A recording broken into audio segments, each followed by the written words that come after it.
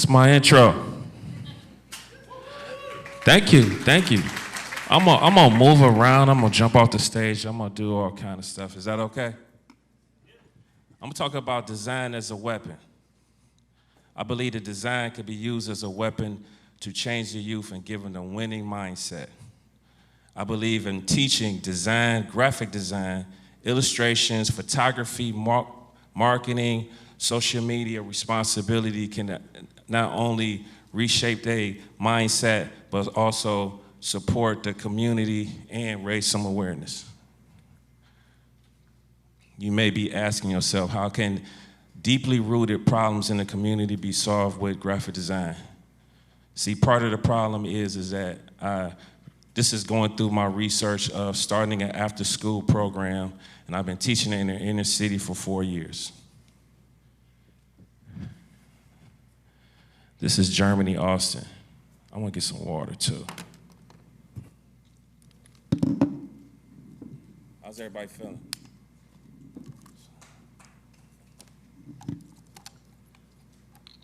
So Germany, Austin is one of my 8-year-old designers.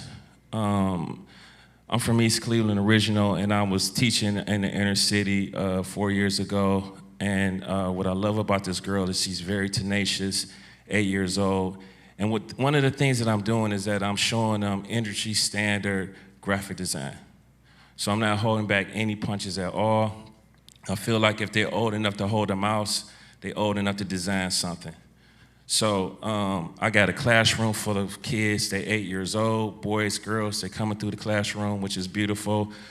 The thing is that me and Germany had a problem. The problem was that she had some bullying that was going on. So I was like, okay, we're gonna tackle this social issue right now. So we came up with a anti-bullying campaign. And the anti-bullying campaign slogan was, "Stop bullying or else." So some of the issues is that I lack a lot of parent engagement. What was cool about this situation is that we had a mutual friend. See, she had 5 other brothers and sisters, and a mutual friend kind of saw us on Facebook. So I was able to engage with her mother, and I'm connecting with her mother. I'm like, yeah, come and see him, because I think this is important to get the kids, because the kids do cool stuff with me, but they not always going home and letting their parents know all the cool stuff that they're doing. So I'm connecting with her mom, telling her to come, hey, come and visit, come and see what they're doing, you know, doing all this good stuff. And unfortunately, me and Germany had to part ways. See, her mother and a friend of hers was murdered in cold blood one Sunday afternoon. So this is like very damaging. This is very traumatic for me to deal with. Germany had to move to Texas with her mom. I mean, not with her mom. She had to move to Texas with her grandma. And see, part of the problem is that some of the problems is that the boys are not reading up to the level that they're supposed to be. So they got lower test scores. The discipline is disproportionate too. So they got all these guys that's acting up, they're kicking them out of the classroom. I don't know if it's any educators in the room, but I get what's going on. You got 10 students in there, 15 students in there, you got 2 of them that's acting up. You want to send the other ones to the office. This is the problem. We need to dial these guys in and bring them into the classroom. So, you know, a lot of this is leading to a lot of frustration. Frustrations leads to lack of opportunities. This is leading to drug abuse. This is leading to crime. This is leading to murder. This is leading to what happened to Germany. So, so I had to kind of reflect and think about, you know, how this affects me, and I think about when I was a youth. Who was that dude right there? I know y'all got Pinterest, and if you type in men's fashion, you're gonna see a dude with a sports coat and some jeans. I started that. That's not Photoshop. My life was lovely. I got 2 parents, both of my parents worked lovely jobs. We was living the middle class lifestyle.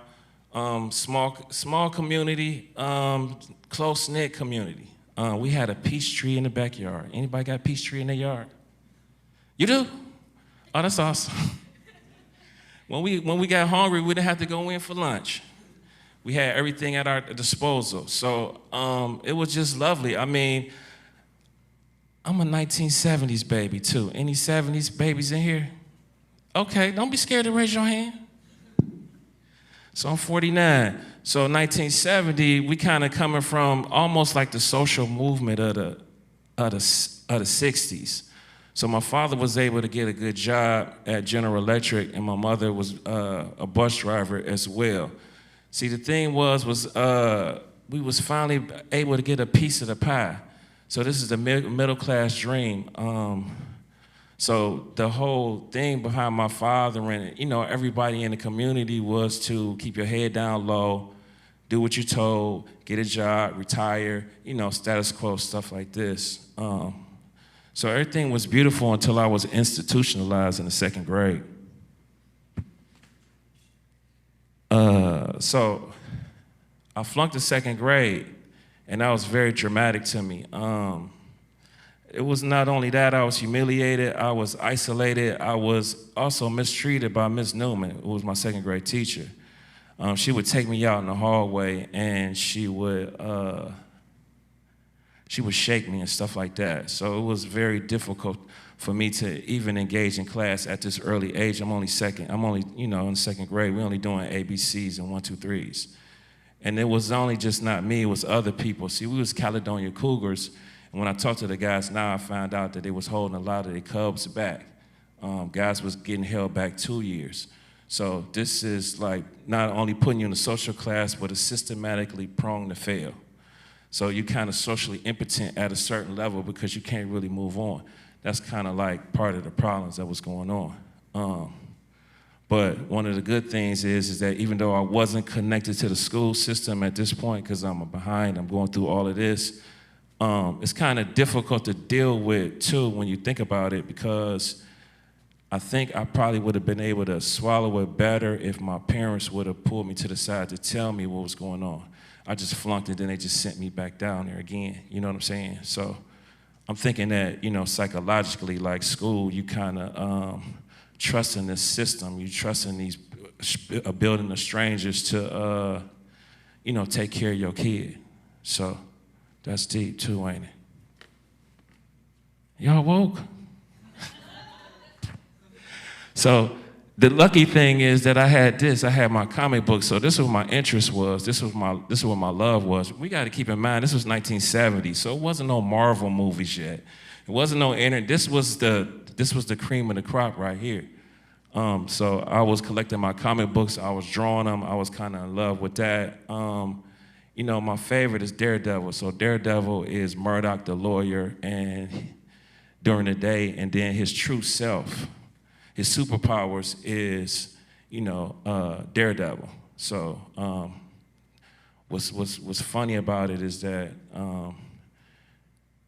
he could choose not to never be Daredevil. He could always stay compliant. He could always be Murdoch, honestly. So it's, he could possibly not want to embrace his true superpowers. So I feel like the solution is social change.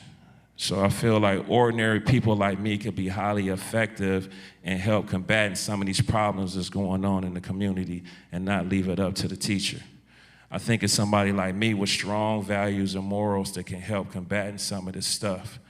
And, I guess part of my thesis is to help the community, help the kids get what they need. And, that's the part of the big picture. So I'm gonna go back to, me, and a lot of it is mentorship. So the challenges of me being an artist and going in high school in the 80s, and the first thing that you think about in the 80s is the Reaganomics. You think about cocaine, you think about drugs, you think about this. This is kind of what was going on. And I want to say too that, I'm still in this social class with the have-nots and the knuckleheads too. So I'm not really engaged with the school system at all. Part of the problem with high school was that, they probably did have role models. They had teachers, they had counselors, but they wasn't connecting to me. We had a cool commercial arts program that was called Art 1, Art 2, and we had, so we had a vocational program with commercial arts. So you had to You had to have good grades to get in there. So after Art 1, Art 2, I ain't had good grades, so I wasn't able to get in there. The thing is this too, like my parents was working, so we had everything. Everything was beautiful at the house, but I wasn't coming home. I really wasn't engaging with the school to get in there. I just saw a building in there, and they was doing some cool stuff too. They was doing acrylic jackets back then. So this was the beginning of the 80s, so this was the beginning of hip hop too. So it really wasn't no CNN or it wasn't no internet yet. So this is our heroes, and this is where we was getting our information from. So we was learning about AIDS, we was learning about crack, and we was learning about all of this through KRS-One, Public Enemy, and stuff like that. See, when I was in high school, and probably now, like our primary focus was the streets. It wasn't the school, but they wasn't connecting with us. You know what I'm saying? So through my own determination, I was able to go to school. I had a buddy of mine who went to OU. Anybody from OU up here? Went to OU? Okay. I had a buddy who went to OU. I fell in love with the campus, and I went to Akron U. Went to Akron University, and when I started out, I was a criminal justice major. And I told my friend, like, once I become a lawyer, I'm gonna get an art studio. So he's like, you might as well just be an artist. So I went out, I checked it out. This is before, like, the internet was just now coming. It's 91. I look up a couple things, and we had this thing with, starving artists. So I was unsure, and I seen something called graphic design. So I was like, okay, I'm gonna check it out. And it was cool. I beta tested the first Photoshop, Illustrator. I was introduced to I was introduced to the internet, which was beautiful. I had came across some money, and I had a decision to make. I had like $2,500 at the time. It was either buy a car or buy a computer. And I bought a computer. I bought a Performer Mac that had a video capture card back in 91. I was the man, though. I was like probably the only guys who had dial-up internet at the house at the time. But the problem with Akron U is that they gave me too much freedom. See, they wasn't really prepared to, tell me on what to put in my portfolio. I kind of understand having freedom, creative freedom in your portfolio, but it really wasn't practical for me to get a job. They wasn't telling me that I was going into a dominantly white male industry and I need to take some of that Tupac out of my portfolio. So after that, I graduated, which was cool. I made it out. And I got a job at PricewaterhouseCoopers.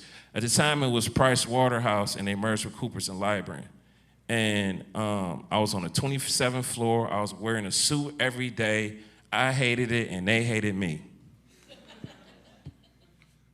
So what was funny about it is that at the time, the internet is full speed ahead. So even though I hated it, I was always working on my craft. So I was getting into, my buddy called me up like, this new thing called web design is coming out. We need to learn about these MP3s. So I was getting into doing Flash animations. I was doing HTML. I was reading code. I was doing all of this stuff. I'm selling stuff on eBay when they not looking. Somebody told my manager, like, every time I come into the office, he's always on eBay. So what happened with PricewaterhouseCoopers was cool is that they came up with something called brand guidelines. So brand guidelines is some branding standards or colors, images to use for their collateral. See, I was responsible for all the collateral at Pricewaterhouse. So that's working with the auditors, the lawyers, marketing. I was doing brochures, pamphlets, you name it, I was doing it all. So the brand guidelines was genius for them to do because what they was able to do was they was able to put everything in a manual. So it was like a cookie cutter design. And when you break stuff down into smaller parts like that, that make it easier to do, and that makes the value of the designer go down. So eventually they outsourced the work to India, and then that made me not as valuable anymore, even though I was there for 10 years. So I'm there for 10 years, I'm trying to be compliant, I'm trying to do what I'm told. See, this kind of based off of, you're not as valuable when you're following this manual. So another key point that happened too during this period was like 2000, I want to say 2007, 2008, the economy tanked.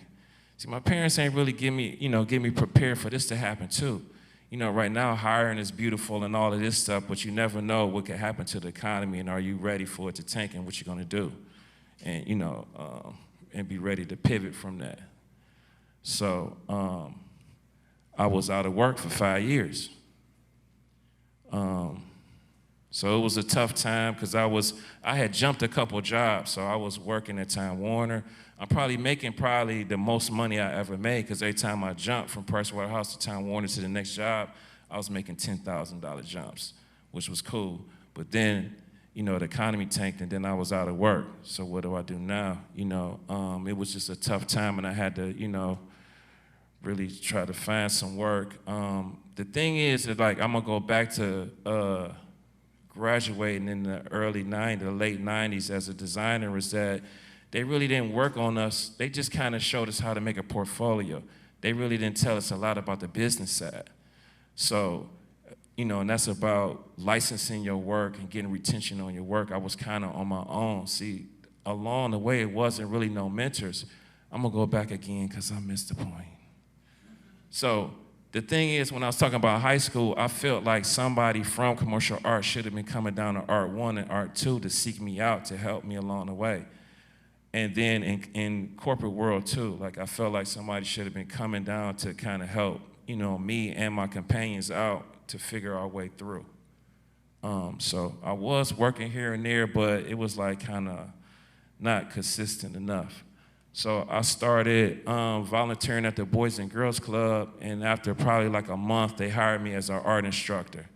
So I'm teaching painting, ceramics, and drawings. I'm over ratio. I'm out of my comfort zone. I'm not an educator. I don't know nothing about grades. I don't know nothing about curriculum. I don't know anything about any of this stuff. I'm dealing with fighting. I'm dealing with hunger, drugs, gangs, all of this stuff. It was crazy, but I really didn't have a lot of options. The second day that I started working with them, they stole my car. Yeah. I don't think they would have stole my car if they knew me, but it was a new car, it was a new situation, so now I gotta walk, because I really didn't have no situation to get me no transportation at the time. So I had somebody say, if they would have stole my car, I would have quit. But that's the thing, this was before the graphic design program. If I would have quit, I wouldn't be standing in front of y'all. You sleepy? I got people yawning. You need some water? I'm kidding. So, I got to a point where I started trying to network myself too. So I was always still in the community. I was always still designing and stuff. So I had went to a conference called Weapons of Mass Creation in Cleveland, and they had an event called Ink Wars. I came back from Ink Wars so pumped, I just ignored them and just started drawing because I was practicing to be on there. Look how I'm dressed. Look at that pink puff. They gave us some orange shirts, some blue shirts. They need to see some examples. So I'm dressing like the boss, and I'm ignoring them because they didn't even know this type of, I don't know. I just was trying to bring it. I was just being myself for the most part. I'm trying to break all the rules I can. So I seen some consultants coming in doing some specialized work. I brought the attention to my art director and said, let me come in and let me do some specialized work. So what I did was, they said, they went for it. So I resigned within a year. I came back and I was rotating. So I was hitting 7 locations, 27 max, and I was dealing with 100 kids a month, which was cool. So I'm teaching them everything from not InDesign, but mostly Illustrator and Photoshop at this point. I'm doing exposure weeks. So every quarter, I'm going to different schools. I'm pulling out my laptop, and I'm showing them what they could do as a designer. So this is kind of really engaging them and kind of bringing them in and trying to show them something else that they really don't know about. One of the things I was doing was some speed art. So I'm growing my portfolio up at the same time, too. So I don't know if you guys are familiar with speed art, but you could use some screen capturing program. You could capture your work. So I'm doing, probably like 2-3 hours of work, depending on how ambitious I am. And I'm using this as a way to connect with them. So they can really see. So once they see me put these together and the thought process behind this, it's an easier way for me to engage with them. And they doing the work too. So they getting in, and then you gotta think about it, like the classroom setup is really not a normal classroom. I'm kind of teaching from their back because they got the computers like facing the wall, so it's a little difficult. I don't have no screens. I'm in between a pool table and a PlayStation games and stuff like that. So you got to keep in mind too, this after school, so the last thing they want to do is really do some work. They kind of really in the play mode. So for them to come in and kind of do some work like this is really cool for me to see. And then it builds up their confidence too, because they're eager to come in and get to rocking and doing some stuff. So this is them kind of interacting with some typing stuff.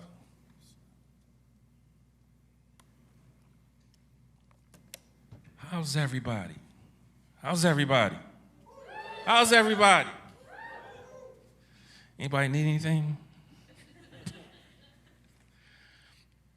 So we talk about, this process that we're going through, but college is not necessary, also have to be an option either. We talk about entrepreneurship and the benefits of falling through on that. Part of it is just stop consuming so much and start producing some content. Right now, we're not really waiting for college. We want to do it now. I think if we wait for college, it's going to be too late. They're already like in the 7th and 8th grade. I'm already teaching them college standard stuff already right now anyway. So, we talk about hard work, hustling, and getting this attitude right now. I'm taking them to the Browns. I'm taking them to design conferences. The design conference almost like this is like for people that's like in college or people that's looking for some inspiration. So it's really not no little kids in here, but they need to be in here. They need to see people like me on stage. They need to meet people, cool people like you. So this is part of the thing that I was doing. So they're doing posters and stuff for the Browns, and we're dropping them off at the facility. So this is what this was about. That's my man Camden, and he was kind of enjoying himself.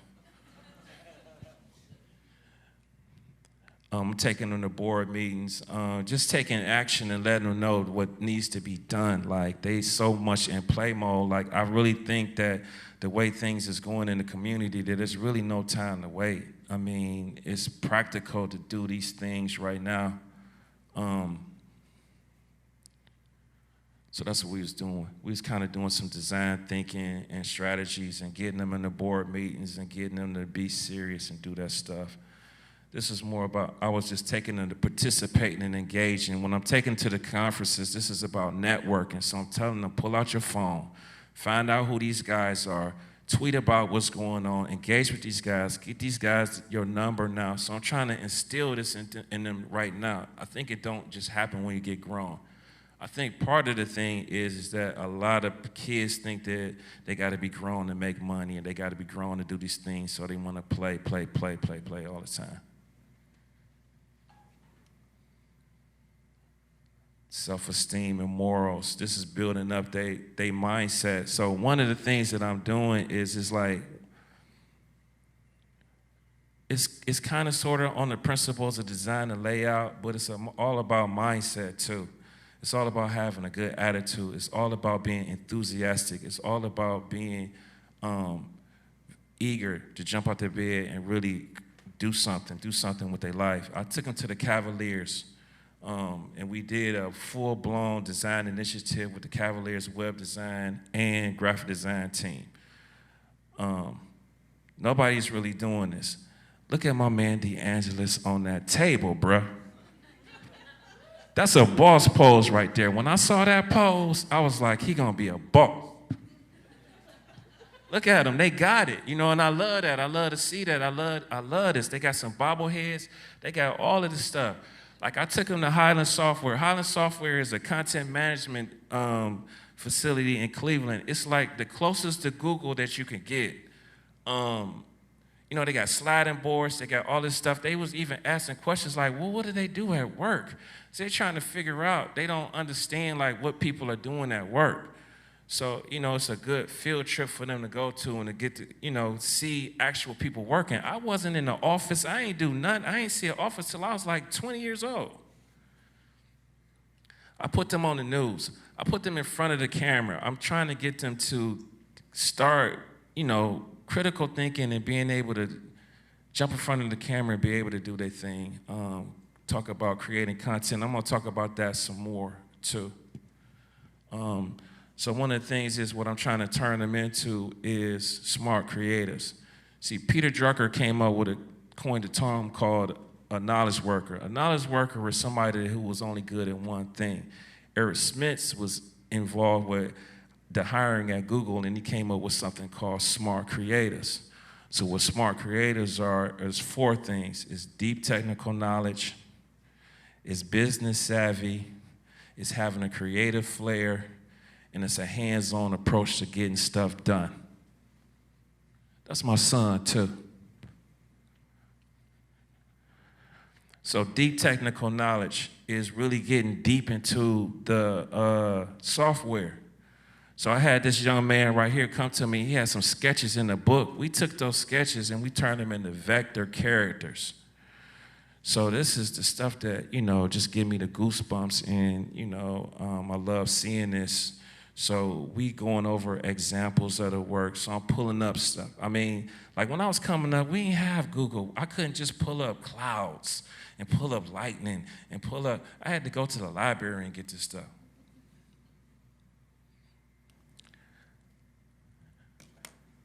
This is my man, Derry. He designed this poster. Look at that. That's when LeBron was with us. I took him to the Cavaliers to drop this poster off. So, you know, hands-on approach to getting stuff done. You know, being able to smile and talk to some people and be able to talk about their ideas and don't be scared.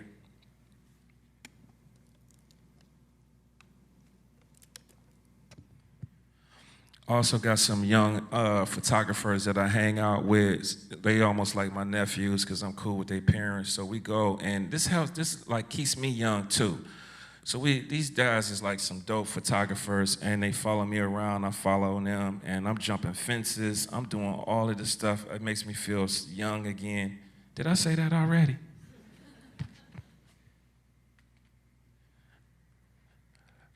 You know, I'm getting a lot of attention from what I've been doing, and people are donating clothes to me for the kids. Ohio Against the World, check that out.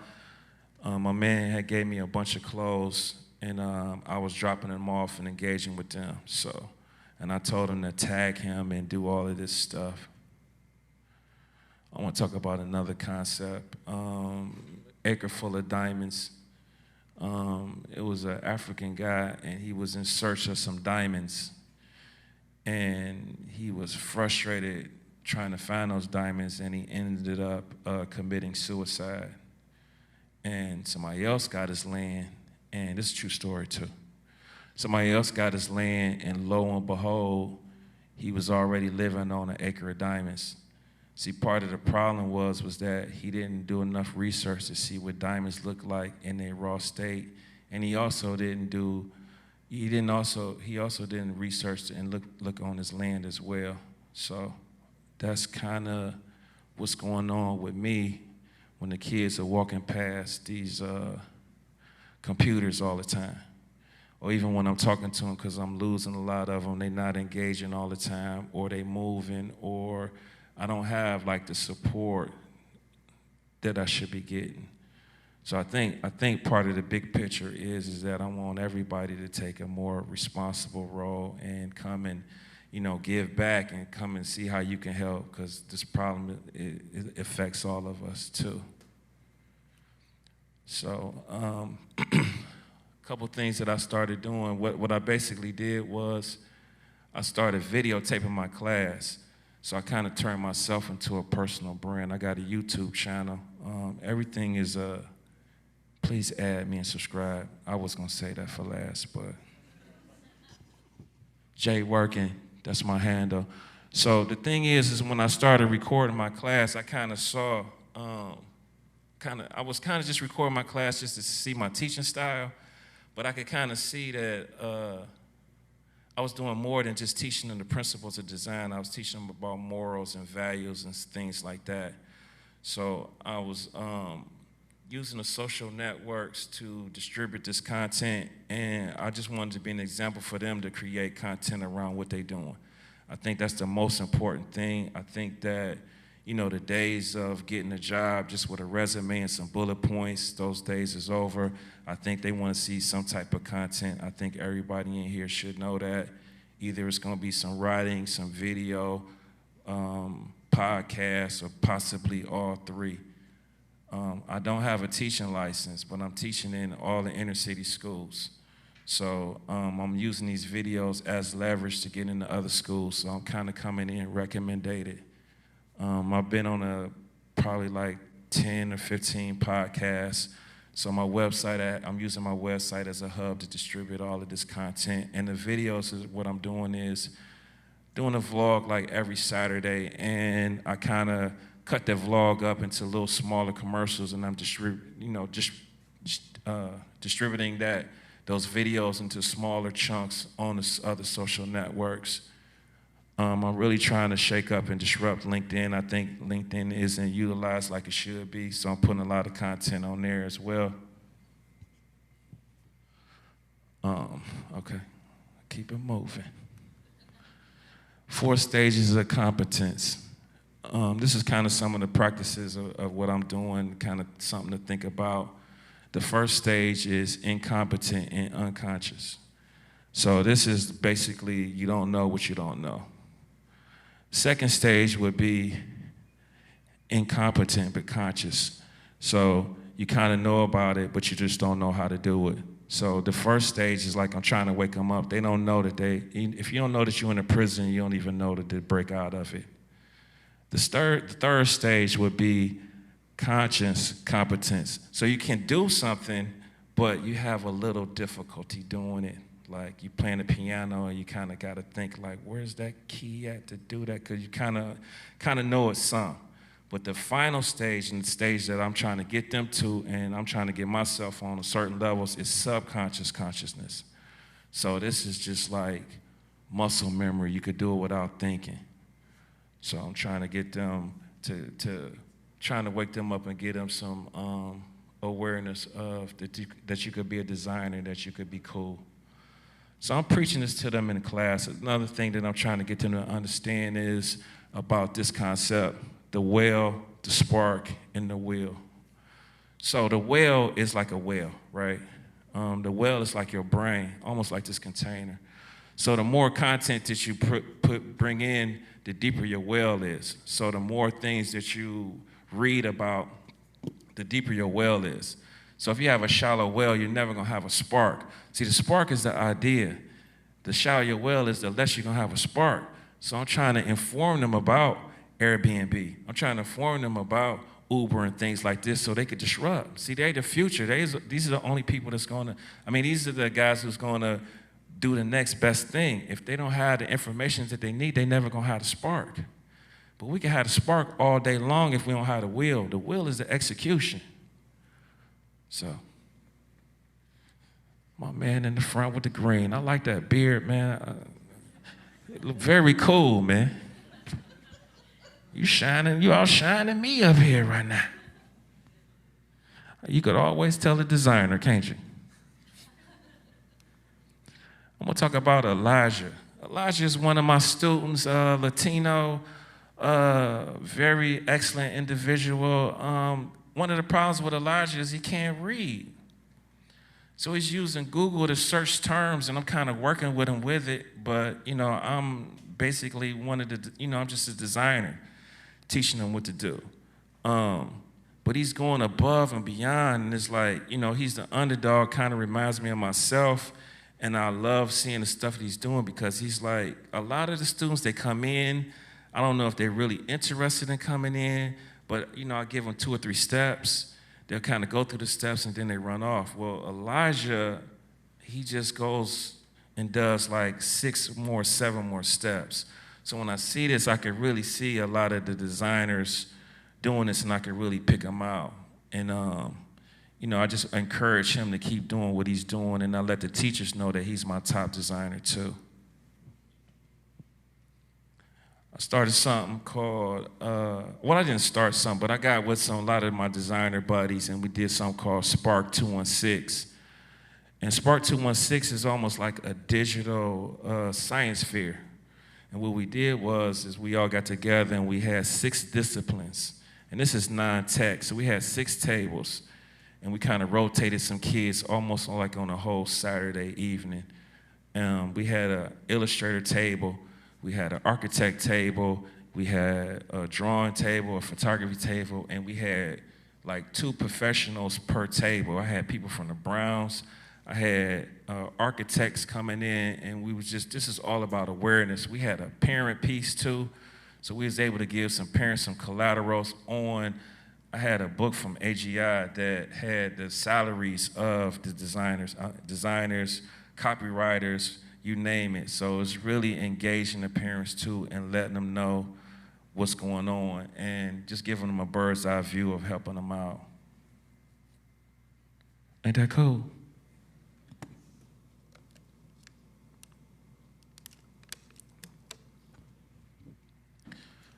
So it's all about giving back. It's all about going against the status quo. It's all about breaking rules, breaking rapport. It's all about, we want the best for humanity. We want the best for everybody, and helping these guys and encouraging these guys to, do this stuff. And I would say, to reach out as much as possible. I would say to connect with me. I would say to go to the schools and see what type of programs they got. I would say find somebody to donate. I would say go to community centers and see what's going on and just tap in and see what's going on. So I'm gonna end on that note.